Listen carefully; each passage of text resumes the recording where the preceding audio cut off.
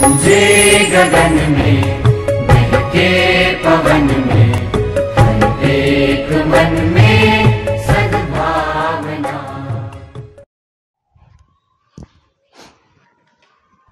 नमस्कार विद्यार्थी मित्रों, આગળ આપણે ધોરણ 10 વિષય ગણિતની અંદર વર્તુળ ચેપ્ટરમાં સ્વાધ્યાય 10.1 આખું પૂરું કર્યું, બરાબર।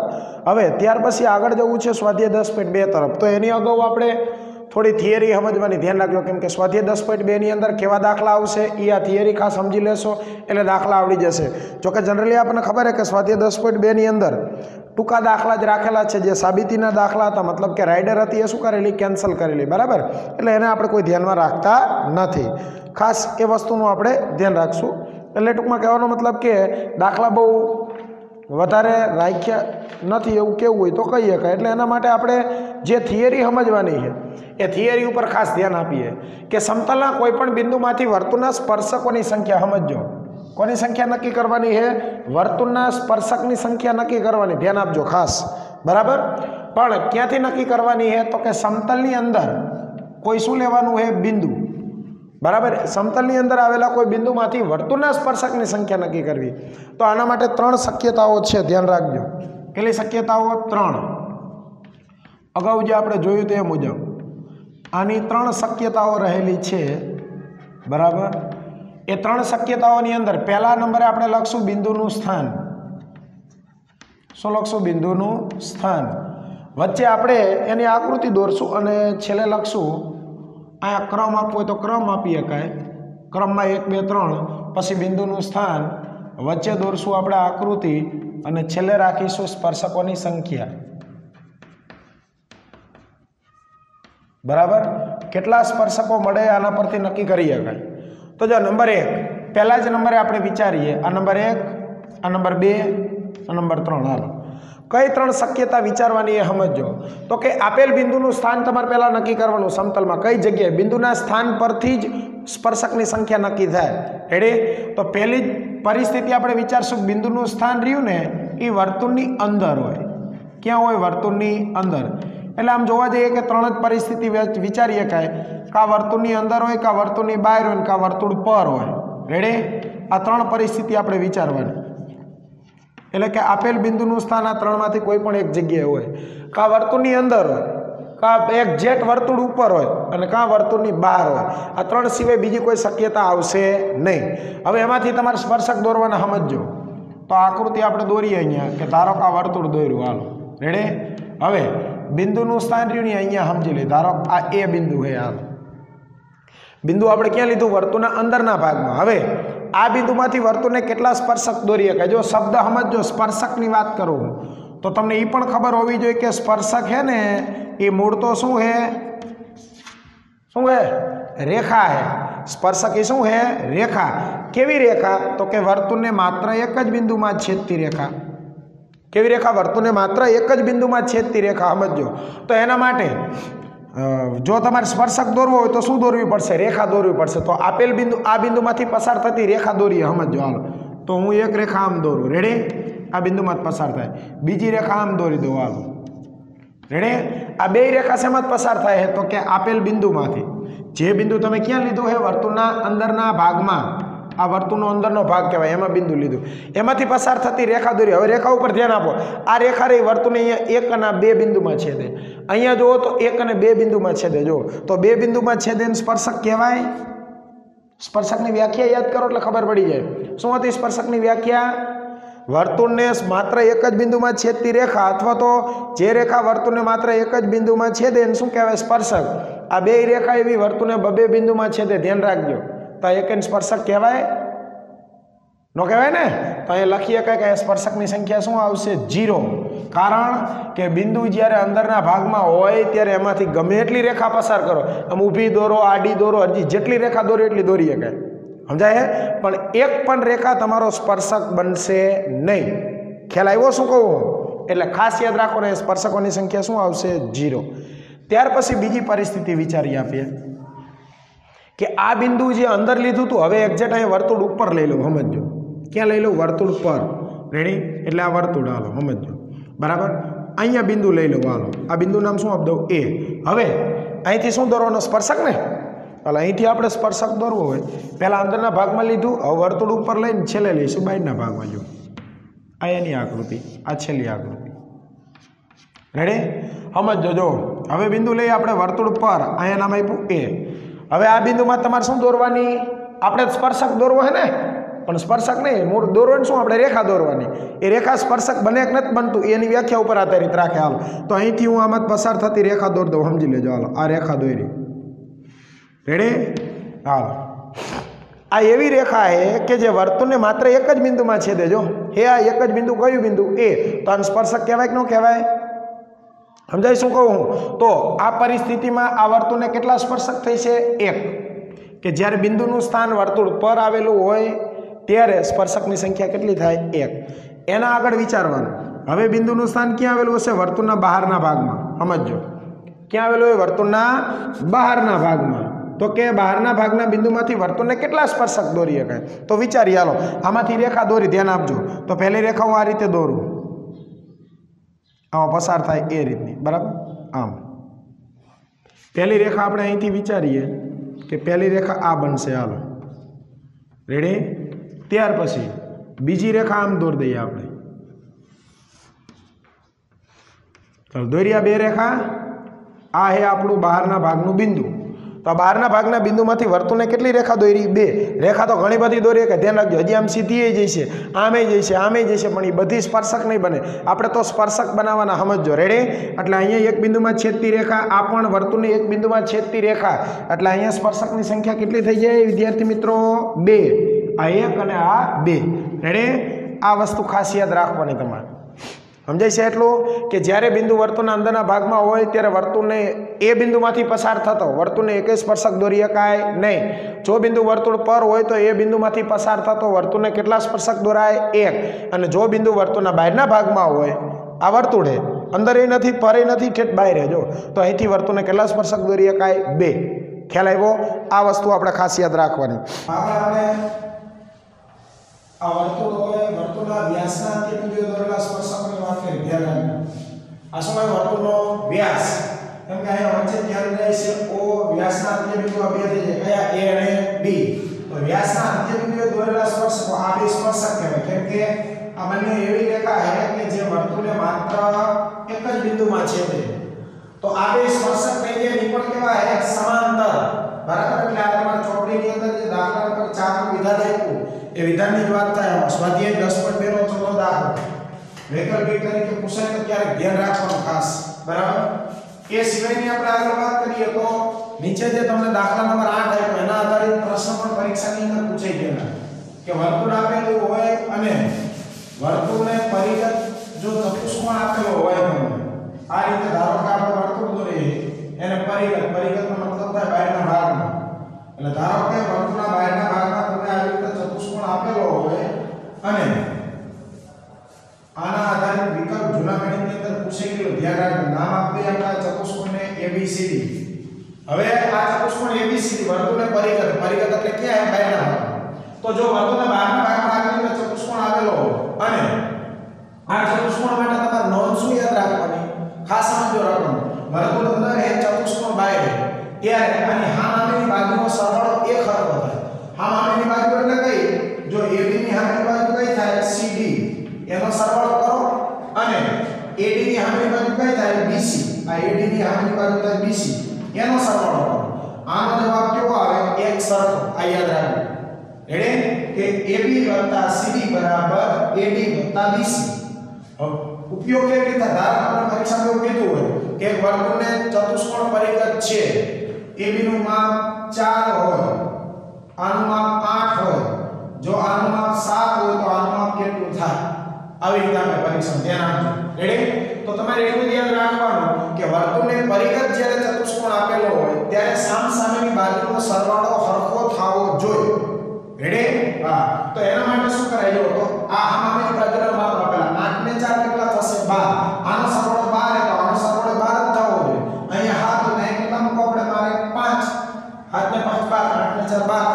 રેડી? તો આ જે AD નો તમારો જવાબ આવે કે જવાબ કેટલો આવે? 5. એટલે આ રીતે પરીક્ષાની અંદર ઉપયોગી થાય. ધ્યાન આપજો. રેડી? હવે ત્યાર પછી આપણે આ જે ચેપ્ટરના વર્તુળના બે પ્રમેય વિધાન તમને લખાવી દઉં.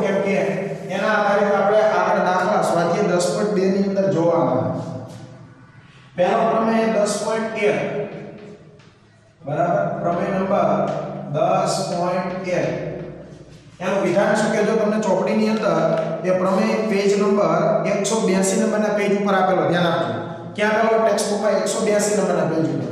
હવે પ્રમેયનું વિધાન એવું કે વર્તુળના કોઈપણ બિંદુએ દોરેલો સ્પર્શક, વર્તુળના કોઈપણ બિંદુએ દોરેલો સ્પર્શક એટલે કે વર્તુળના કોઈપણ બિંદુએ દોરેલો સ્પર્શક સ્પર્શ બિંદુમાંથી પસાર થતી ત્રિજ્યાને લંબ હોય. વર્તુળના કોઈપણ બિંદુએ દોરેલો સ્પર્શક, વર્તુળના કોઈપણ બિંદુએ દોરેલો સ્પર્શક એ સ્પર્શ બિંદુમાંથી પસાર થતી ત્રિજ્યાને, સ્પર્શ બિંદુમાંથી પસાર થતી ત્રિજ્યાને કેવો હોય? લંબ. આ યાદ રાખો. એટલે આ થઈ ગયું આપણા પહેલા પ્રમેયનું વિધાન. સમજો કોણ લંબ હોય? અહીંયા સ્પર્શકની વાત થાય, અહીંયા ત્રિજ્યાની વાત થાય. એકબીજાને કેવા હોય? લંબ. આપણા પ્રમેયનું વિધાન.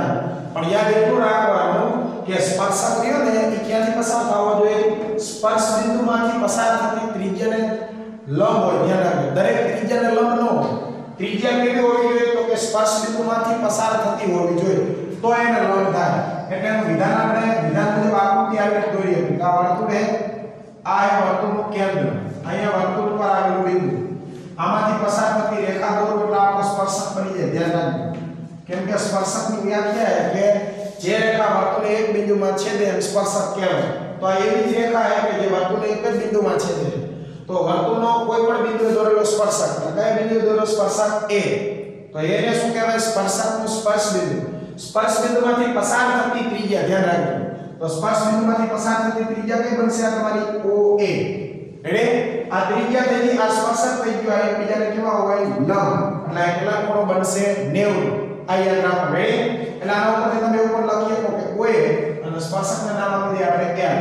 તો આના ઉપરથી આવું લખીએ કાઈ કે OA લંબ શું થાય? M. આ સ્પર્શક એ આ L સ્પર્શક એ OA ત્રિજ્યા. એટલે તો સ્પર્શક અને ત્રિજ્યા લંબ હોય, પણ દરેક ત્રિજ્યાને સમજો. આ જે શબ્દ લઈ ખાસ યાદ રાખવાનો. ત્રિજ્યા સ્પર્શ બિંદુમાંથી પસાર થાય તો જ સ્પર્શકને લંબ હોય, બાકી દરેક ત્રિજ્યા લંબ ન હોય. જો આની ત્રિજ્યા કહેવાય, ધ્યાન રાખજો.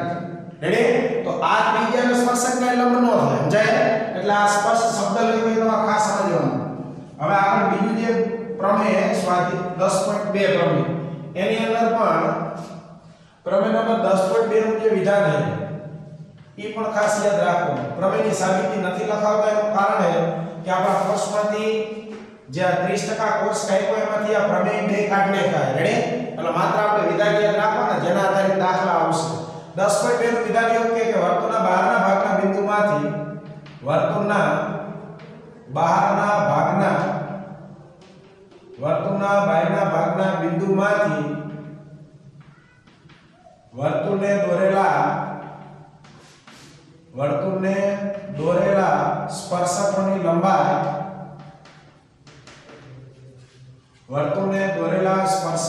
લંબાઈ સમાન હોય છે. આ એના પછીનું વિધાન. બીજા પ્રમેય કે વર્તુળના બહારના ભાગના બિંદુમાંથી દોરેલા સ્પર્શકોની લંબાઈ, વર્તુળના બહારના ભાગના બિંદુમાંથી વર્તુળને દોરેલા સ્પર્શકોની લંબાઈ કેવી હોય? સમાન. મેં તમને હમણાં જ સમજાવ્યું કે વર્તુળના બહારના ભાગમાં આવેલું બિંદુ હોય, બરાબર? તો આ બિંદુમાંથી તમે વર્તુળને કેટલા સ્પર્શક દોરી શકો? 2. આપણે હમણાં વાત કરી ને, આ રીતે 2 સ્પર્શક દોરી શકાય. આ નામ આપ દો AB, આ નામ આપ દો AC. તો AB અને AC આ 2 સ્પર્શક દોર્યા. ધ્યાન રાખજો. તો આ વિધાન શું કહે કે જ્યારે વર્તુળના બહારના ભાગના બિંદુમાંથી આ કેન્દ્રિત વર્તુળ છે અને બહારના ભાગનું બિંદુ કઈ લીધું? A. કયા 2 સ્પર્શક દોર્યા? AB, AC. આ બેની લંબાઈ સમાન હોય. ધ્યાન રાખજો. રેડી? એટલે આ પ્રમેયના વિધાન ઉપરથી તમે આવું લખીએ કે AB બરાબર AC. અને યાદ રાખવાનું કે વર્તુળના બહારના ભાગના બિંદુમાંથી દોરેલા સ્પર્શકોની લંબાઈ હંમેશા કેવી હોય? સમાન. રેડી? એ સિવાય જો કે હવે બીજું તો બાકી રહેતું નથી. એક અંતર ત્રિજ્યાનો ટોપિક જરાક જોઈ લઈએ કે જે વૈકલ્પિક તરીકે પૂછાય તો યાદ રાખવાનું. બે પ્રમેયના વિધાન યાદ રાખજો ખાસા, કેમ કે આના આધારે વર્તુળ ક્ષેત્રના દાખલા આગળનું સ્વાધ્યાય 10.2 એ આપવાના ઉપર જ આવશે. રેડી? આગળનો ટોપિક એક અંતર ત્રિજ્યાનો જોઈ લે કે અંતર ત્રિજ્યા કોને કહેવાય.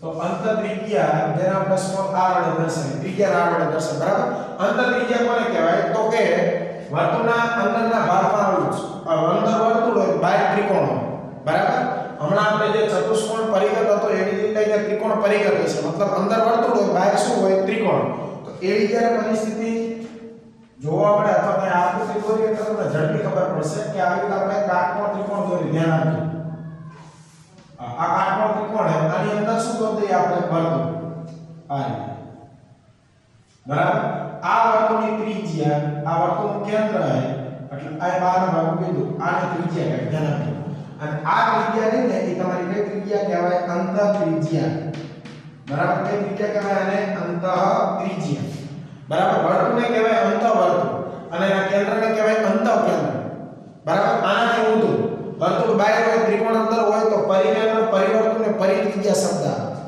અંદર હોય તો અંતઃ શબ્દ આવે બહાર હોય તો પરિ શબ્દ આવે આ વસ્તુ ખાસ યાદ રાખો રેડી તો હવે આવો આવી જ્યારે આવો તમને ત્રિકોણ આપેલો ને એમ કે આ ત્રિકોણની બે બાજુનો માપ આપેલા અને ડાયરેક્ટ એમ કે આ વર્તુળની ત્રિજ્યા નક્કી કરવાનું તો એના માટે તમારે સૂત્ર ખાસ યાદ રાખવાનું કે અંતઃ ત્રિજ્યાનું સૂત્ર શું છે બરાબર जनरली काटकोण त्रिकोण आपलो जैसे તમને અંતઃ ત્રિજ્યા માટે તો અંતઃ ત્રિજ્યાનું સૂત્ર એ છે કે કાટકોણ બરાબર કે બે બાજુનો સરવાળો આ નામ આપીએ આને આપણે ABC બરાબર કાટકોણ બનાવતી બે બાજુઓનો સરવાળો એમાંથી કર્ણ કરી દેવાનો 12 અને છેદમાં લખી દેવાનો 2 રેડી આ થઈ ગયું અંતઃ ત્રિજ્યાનું સૂત્ર એટલે અંતઃ ત્રિજ્યાને આપણે r વડે દર્શાવી કાટખૂણો બનાવતી બે બાજુ કાટખૂણો ત્રિકોણ હોય તો કાટખૂણોમાં કયો બને b કઈ બે બાજુથી કાટખૂણો બને AB અને BC તો એ બેનું શું કરવાનું કે સરવાળો એટલે અહીંયા આવશે AB BC આ પછી માઈનસ ના માઈનસ કર્ણ તમે જાણો છો કાટખૂણાની સામેની બાજુ કર્ણ કહેવાય કાટખૂણો B સામેની બાજુ કઈ થાય AC એટલે એ બનશે આપણો કર્ણ અને છેદમાં કેટલા 2 તો આ સૂત્ર તમારે યાદ રાખવાનું આ થઈ ગયું અંતઃ ત્રિજ્યાનું સૂત્ર બરાબર ત્યારે PQR ત્રિકોણ આપેલો તો આ બદલી દે મગજમાં ફિટ નથી કરી દેવાનો માત્ર યાદ રાખવા માટે લખાયું રેડી એટલે આ સૂત્ર તમારે ખાસ યાદ રાખવાનું કાટખૂણો બનાવતી બે બાજુ સરવાળો કરવાનો એમાંથી કર્ણ શું કરી દેવાનો 12 એના છેદમાં 2 મૂકો એટલે આપેલ વર્તુળ તમને શું મળી જાય ત્રિજ્યા ખ્યાલ આવ્યો પરીક્ષામાં કેવી રીતે કદાચ પૂછી જાય તમને ધારો કેવી રીતે આપેલું હોય કે ત્રિકોણ ABC ની અંતર્ગત વર્તુળ આવેલું અથવા તો ત્રિકોણ ABC ની અંદર વર્તુળ આવેલું હોય એમ કીધું હોય તમને કે AB બરાબર 5 સેન્ટીમીટર AB બરાબર આપેલો હોય 5 સેન્ટીમીટર પછી એમ કે BC બરાબર 12 સેન્ટીમીટર તો ત્રિજ્યા r શોધો બરાબર ત્રણેય બાજુ નહીં આપે ધ્યાન રાખજો બે બાજુ જ આપશે 5 અને 12 AB નું માપ 5 આપેલું આનું માપ 12 આપેલું હોય રેડી તો હવે પહેલા તમારે શું કરવાનું તો કે આ સૂત્ર જો ત્રિજ્યાનું સૂત્ર વાપરો તો AB BC AC ત્રણેય જોઈએ એના ઉપર જવાબ જ ન આવે સમજાય AB BC બે આપેલા પણ હજુ AC ન થાય તો AC માટે શું કરવું પડે તો કે કાટકોણ ત્રિકોણ આવ્યો પાયથાગોરસનો પ્રમેય આપી દો એટલે બે બાજુનો ધ્યાન કરો તો ત્રીજી બાજુ માપ મળી જાય અથવા ત્રિકોણ ચેપ્ટરમાં આપણે તમને ત્રિપુટી પણ લખાવેલી 5 12 હોય એટલે ત્રિપુટી મુજબ ત્રીજી બાજુનું માપ 13 જ આવે 5 12 13 આ પાયથાગોરસની ત્રિપુટી છે રેડી પણ દાખલામાં ત્રિપુટી નો હાલે ધ્યાન રાખજો વિકલ્પ હોય તો ત્રિપુટી તરીકે લઈ શકાય તો દાખલામાં તમારે શું કરવું પડે તો પાયથાગોરસનો પ્રમેય આપવાનો આનો વર્ગ વત્તા આનો વર્ગ બરાબર કર્ણનો વર્ગ એટલે 5 નો વર્ગ 25 12 નો વર્ગ 144 સરવાળો થાય 169 વર્ગમૂળ કાઢો એટલે જવાબ કેટલો આવશે 13 મતલબ અહીંયા પાયથાગોરસના પ્રમેય મુજબ 80 નો જવાબ 13 આવી એ આમાં કિંમત મૂકો જો તો અહીંયા 5 લખવાનું AB દેખાય અહીંયા BC દેખાય અહીંયા 12 ઓછા કર્ણ 13 છેદમાં 2 12 ને 5 કેટલા થાય 17 17 માં 13 જાય તો 4 ભાગ્યા 2 2 4 કેટલી ત્રિજ્યા આવે 2 આવે સમજાય પરીક્ષામાં આવી રીતે પૂછે ધ્યાન રાખજો એટલે પાયથાગોરસનો પ્રમેય તમને આવડવો જોઈએ ફરજિયાત પાયથાગોરસનો પ્રમેય આપશો પછી જ આનો જવાબ આવશે એનો જવાબ આવશે નહીં અને એ સિવાય હવે લગભગ કઈ થિયરીમાં આમાં બાકી રહેતું નથી આપણે આના આગળના લેક્ચરની અંદર સ્વાધ્યાય 10.2 જોઈશું બરાબર કે જેની અંદર તમારે 3 વિકલ્પ ગણવાના છે અને 2 નાના દાખલા ગણવાના આ 5 દાખલા ગણો એટલે ચેપ્ટર શું થઈ જાય પૂરું સ્ટોરેજ